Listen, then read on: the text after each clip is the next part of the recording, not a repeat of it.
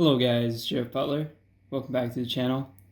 Today we're going to take a look at my long-awaited Panther rework. This is the Panther Ausf. But before we get into this, I need to do some administration. So my most recent video has caused quite the stir within the community. And I'm actually really happy with how it turned out.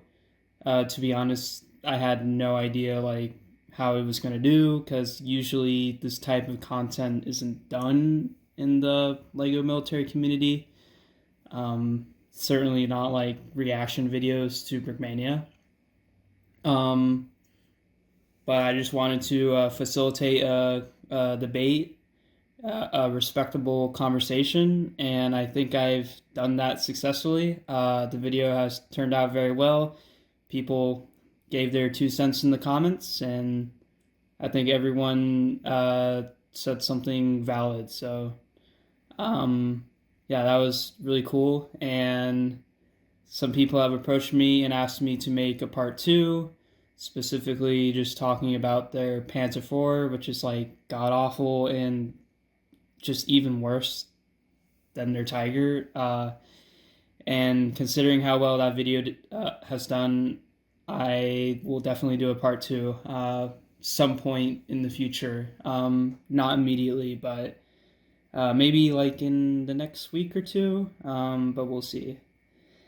But yeah, just crazy how well that video has done. But anyways, let's get back to the main topic of this video. So this is my Panther Ausf.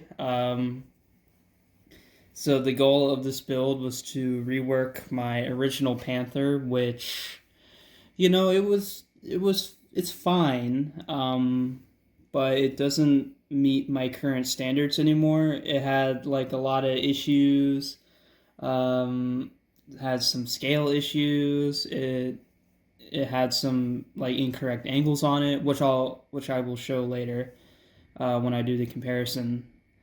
So I just sat down and I'm like, screw it, man. I want to remake the Panther from scratch, and this is what I did. So this is the final result. I've used a lot of new techniques. I used a new technique for the side armor, where it's just more smaller and tighter now. Even though using these U-clips, it's like less stable, because these can fall off pretty easily. So this is certainly like a display piece for sure. But yeah, so I used like flag pieces on the corners there. Also, this model is a fair bit shorter than my old Panther, which is really nice. It uses a lot of techniques from my Tiger 2. And also, this uses a completely new turret design, which is also completely original. On my old Panther, I borrowed the turret from Omaha Bricks, I think. Yeah, I think I borrowed it from Omaha Bricks. I did some modifications to it myself. But this new turret I made is just completely original, and I love it so much. I love how the mantlet turned out, and I also love the angles on it. I think I got the angles like super tight in there, and it actually like looks like a Panther turret, especially from the rear. It just has this like weird like angle shape. I think I got it. This can roll pretty well actually. So that's pretty good for stop motions and such. The hatches on the front can open, which is freaking awesome, and maybe I'll show that later if I'm not lazy. However, the sad thing is you can't really put a guy in the top. You can open the hatch. You can have like half a body sit there, but yeah, you can't really put someone in there, which kind of sucks. But it's whatever. It's a design sacrifice I'm willing to take. And yeah, the only like real qualms I have about this model is I wish These candle pieces came in tan. They are available in reddish brown, but they are pretty expensive. Uh, so I didn't do that. I just went ahead with dark tan, and I think it looks totally fine. Um, so yeah, this is this is my new Panther. I'm just super happy with how it turned out. Also, it's not done. You can see right here, I'm missing some 2x2 dishes. That's for the inner road wheels. So you can see on the other side here, it's complete. So you can see all the dishes there. But when we get back to the other side, you'll see that it's incomplete. So yeah, I'm missing 3 dishes. I'm still waiting on one more bricklink order, so that will get fixed when that comes. It should come tomorrow. But I'm just making this video now because I have the time. But yeah, anyways, this is first part of the video. Let's get into the second part. All right, welcome back. So here she is. Here's the Panther. Just some things I want to point out that I'm like really happy with this model. So if I turn it to the front here, pay attention to the turret so you can see the angles. Just like on the real Panther, it slopes up and it slightly slopes inwards, and I think I captured that really, really, really well. So yeah, I can see the side here, and it just slopes in perfectly. So I'm super happy with how that has turned out. And also, the turret does go 360 degrees. Literally no issues at all going 360 degrees. It does it perfectly. And I think you can even have the hatches open and still turn the turret. So yeah, that is pretty awesome. Also, there's like the side and stuff, yada yada yada. What I do want to point out about this build, the most complex part of the build is right here. So you can see these plates are on their side, and then it transitions to these plates or these tiles like facing forward. Like you can see that transition, and how this transition is done is like so complex and annoying to build. If I ever do make instructions for this, which you have to buy by the way, because I like don't have any time because of school, because I outsource my instructions. But anyways, yeah, just how this is done is like just so obscure and insane. So yeah, I think this is like the most complex part. It's made even harder because right here is a panel, so you have to like avoid the panel when you're transitioning that. Anyways, that's just some builder talk right there. It's just it'll kind of melt your brain. It has certainly melted my brain for like an hour or so when I was trying to figure that out. But yeah, so let's just put a minifig next to it. So here's like a tank commander guy. Once again, this is 1/35, so this does look rather tall in comparison with a minifig, but that's because minifigs are just so short. But the width is correct. The width looks fine. And I mean, the Panther in real life is like a huge vehicle. Like this is a medium tank, but let's be honest, it's kind of like a heavy tank. At least from the front. From the side, it's definitely a medium tank because this had 40 millimeters on the side. Later models would have 50 millimeters on the side. So in real life, Soviet tank crews, they would try to get around to the side, take this thing out, which I do not blame them at all for doing that. That is certainly how you want to take this out. And we can have them stand up there. Oh, that's a cool shot. Just a guy standing right there. Here, but we'll put him on the back. So yeah, standing on the engine deck there. That's a pretty cool shot. But yeah, just one minifig. But yeah, anyways, let's get into the vehicle comparison. All right, guys, here's the major battle: the new Panther versus the old Panther. And immediately, you can see like major differences, especially in the turret. I mean, hell, you can see it everywhere. Like the design construction of this is like so much different to this. It's actually insane. So the new Panther has flag pieces on the corner. Has like panels on the bottom there. While this is just using straight tiles. The turret on this is just really weird, and it's like kind of outdated now, and it's not super accurate. While the turret on the new one is much more accurate for sure, and I hope you can see that. The old one does not have hatches on the front, while the new one does, and I'll show that there. Yeah, you can see the hatches. You just gotta like remove them and just move them up and then push them over to the side. So what else do I want to point out? So let's look at the side here.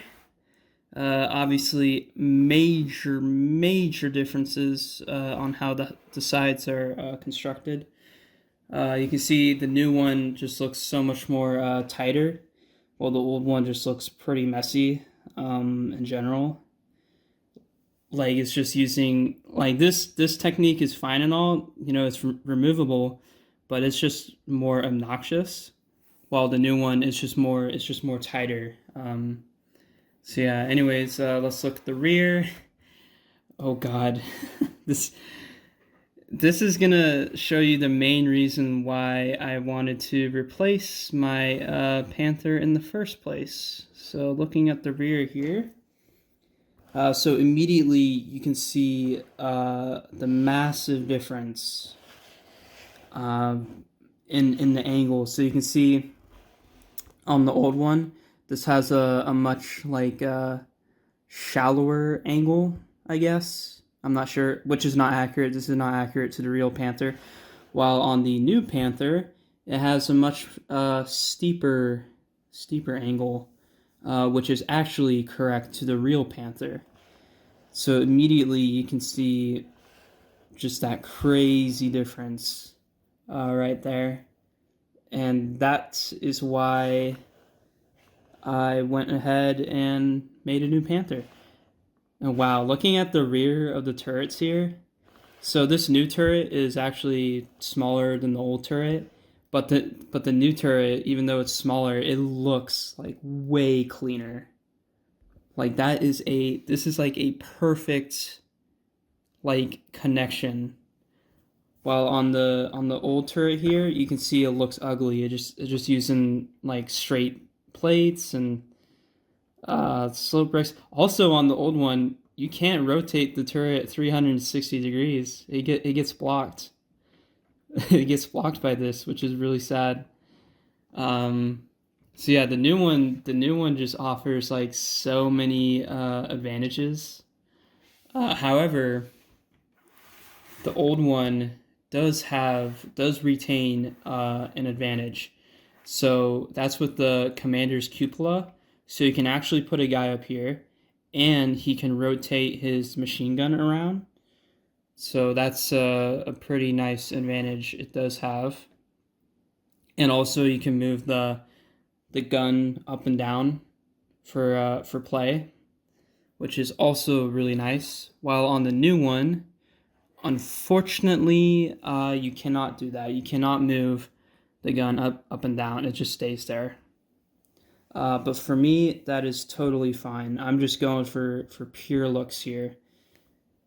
So yeah, that's some interesting differences. But before we stop this comparison, I need to show one more major thing. So earlier I said that the new Panther is shorter than the old one. And here I will demonstrate for you. So hopefully you can see that. Oh yeah, I think you can see that immediately. So here's the front. And we'll just kind of get them better lined up here. Yeah, I think that's good. So there's the front. They are the same height, however, the new turret is shorter, which is accurate. But you can see on the rear here, you can see the new one is just shorter by a significant amount, which is accurate to the real Panther. So yeah, that's a big difference right there, and I'm really happy with how it turned out. And also I love like the new camo scheme I came up with for the new one. I think this was my first time using a sand green in a build, and I really like it. I love sand green now. And the reason why I went with sand green instead of olive green is because sand green has a much better availability. While olive green, it's nice, but the availability kind of sucks. So that's why I didn't use it. But anyways, this is the end of the first vehicle comparison. Alright, so the second vehicle I want to compare with is, of course, the Brickmania Panther Ausf. And I am sorry for this one. This one is pretty dusty. Oh my god, this one is super dusty. That is disgusting. I'm very sorry. I really need to do like a huge dusting of my room, but I've just been so busy lately and just focus on other things. But yeah, so looking at my Panther and Brickmania's old Panther, I say old, but this is still like their current design. So their newest Panther, they basically just took this design and they just printed everything. Thankfully, I have the sticker version, which is actually really nice, but I might go ahead and sell it at some point. But yeah, so you can see on the width, they're the same. However, on the Brickmania Panther, the side angle is incorrect. So they're using 45-degree slope bricks. And I think this is a 40-degree side for me. So you can see the side angle is slightly different. And mine is more accurate. And also I just get a cleaner side by using the flag piece. So everything looks much more uniform. While on the Brickmania one, it just kind of, you know, the angle on the front there isn't consistent. Of course, the bow machine gun is different because this is the Ausf and this is the Ausf. So just go ahead and ignore that.